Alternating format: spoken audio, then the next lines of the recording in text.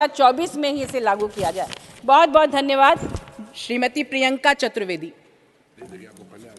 Madam, कितना समय है? उसी अनुसार बोलेंगे। 1 मिनट।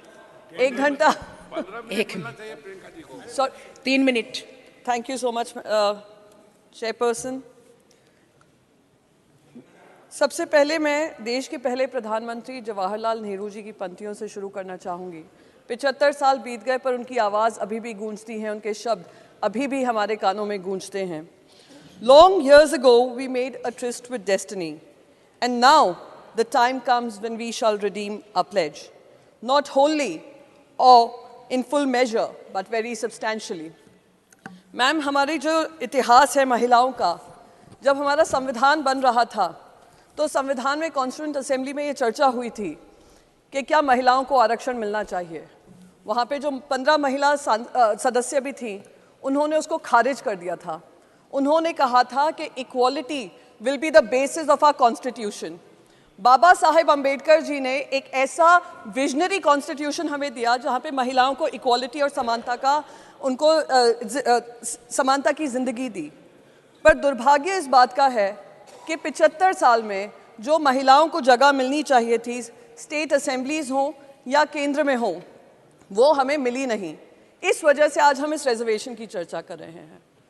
आज अगर हम रिजर्वेशन की बात करते हैं, ये लड़ाई हमारी जो शुरू हुई है, इतने सालों से ये लड़ाई लड़ रहे हैं, तो मैं तो ये एक ऐतिहासिक पल मानती हूँ कि मुझे इसमें शामिल होने का सौभाग्य प्राप्त हुआ और इस बिल का समर्थन हमारी पार्टी कर रही है। पर हमारे साथ 2 दिक्कतें हैं जो मैं आपके सामने साझा करना चाहती हूँ।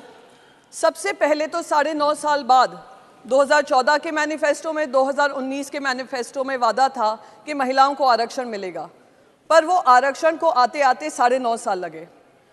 जेपी नड्डा जी ने बहुत सारी बातें कही। उन्होंने कहा this is the only way we can give reservation. मैं कहूँगी with due respect to him, this is not the only way we can get representation and reservation. 2010 का बिल ले आइए।